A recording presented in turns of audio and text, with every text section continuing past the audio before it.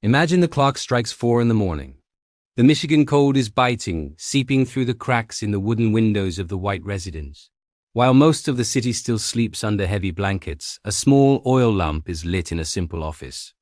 There, a woman of frail health but unwavering determination begins to dip her pen. This is the image of a mother, wife, and manager. We often hear of her theological messages, but what about the prosaic need to mend socks or manage bills that didn't add up?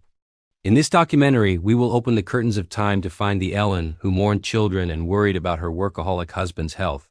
The 19th century was not for amateurs. It meant facing cholera epidemics, non-existent sanitation, and medicine that often killed more than it cured. Imagine a time when doctors prescribed mercury and arsenic to cure fevers. This heroic medicine often debilitated the patient more than the illness. Ellen and James were not spared. They lost their first son, Henry, at age 16, and later, little Herbert at only 3 months old. Tiago was a dynamo of energy, but a disaster at self-care, suffering nervous breakdowns and strokes from overwork. Ellen needed to be the head nurse, administering hydrotherapy treatments and facing skepticism while convincing her husband to stop working. Before 1863, their table was typical frontier fare. Fatty pork, refined flour, strong spices, and heavy coffee to keep energy up. The transition to vegetarianism wasn't easy.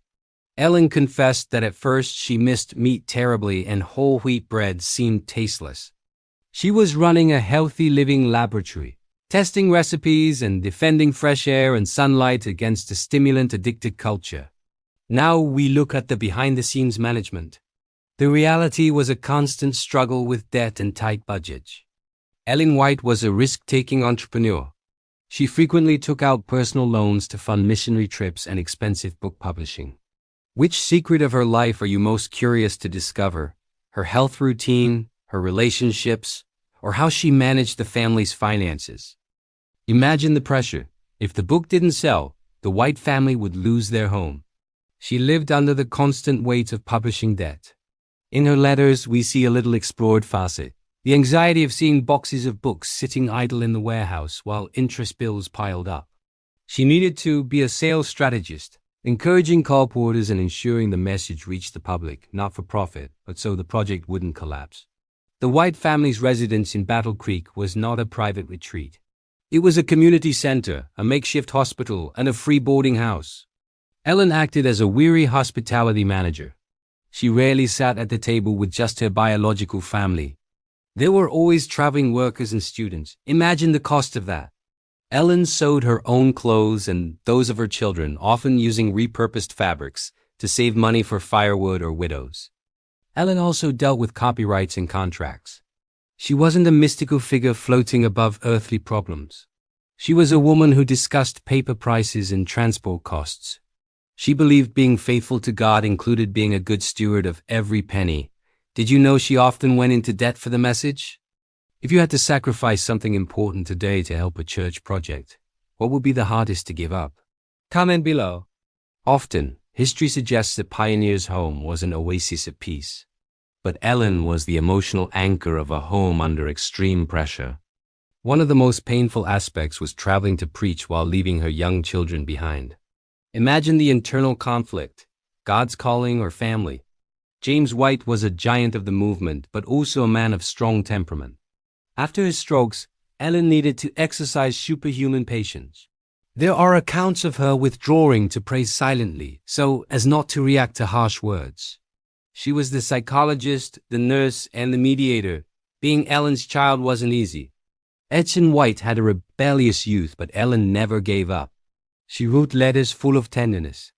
She understood character is molded with persistent love. Her greatest vision may have been seeing the humanity in those closest to her. If we could travel back in time, we'd find Ellen with her hands dirty in her garden.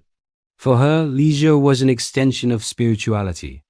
Amidst church crises, the garden was her sanctuary. She didn't just supervise, she planted.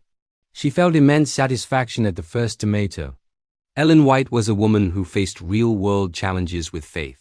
Her life invites us to find God in our own daily struggles. What is your biggest struggle today? Lack of family time or maintaining patience? Share your experience in the comments.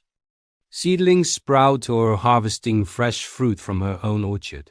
She believed that direct contact with nature was the best remedy for an exhausted mind. For her, observing the life cycle of a plant was a living lesson on God's patience. One detail of the hidden life that few know is Ellen G. White's deep affection for animals. She saw them as God's creatures. In her letters, she fondly mentions her traveling horses and even pet dogs. She insisted they had rest and good food.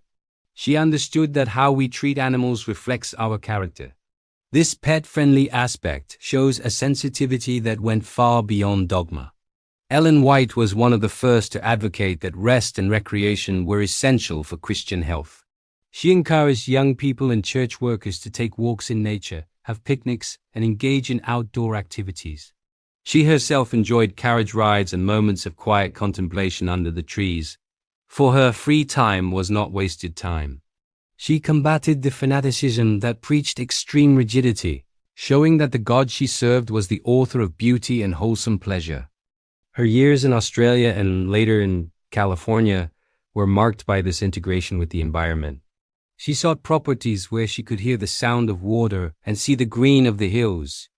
There, between one page written and another, she walked along the trails, observed the birds, and found the peace necessary for her mission.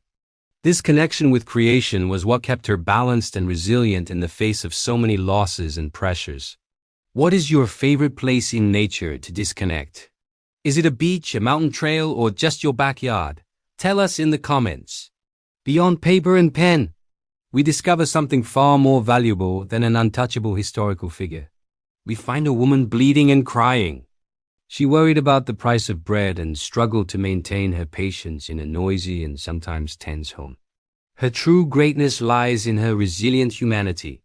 Spirituality flourishes in the warmth of a kitchen or in caring for a sick husband. Ellen teaches us that being chosen by God is not a passport to a life without problems. It is a calling to face them with courage. She humanized faith. You can have visions of heaven while planting potatoes in your backyard. You can advise kings while mending the pants of a rebellious child. Her life is a mirror for all of us. Our daily struggles with health, money, and stress are the very ground where our faith is tested and strengthened. When we look at her today, we shouldn't just see a serious prophetess. We should see a fellow traveler. Adventist history is made of flesh and blood people who decided to say yes to God amidst life's imperfections. Which story touched you most? Her struggle as a mother, financial resilience, or simple love for nature? Tell us below. Don't forget to like and subscribe at Adventist Archive. Share this video with someone who needs to know God uses real people. Thank you for walking with us through these archives of time. We'll see you in the next chapter. Until then,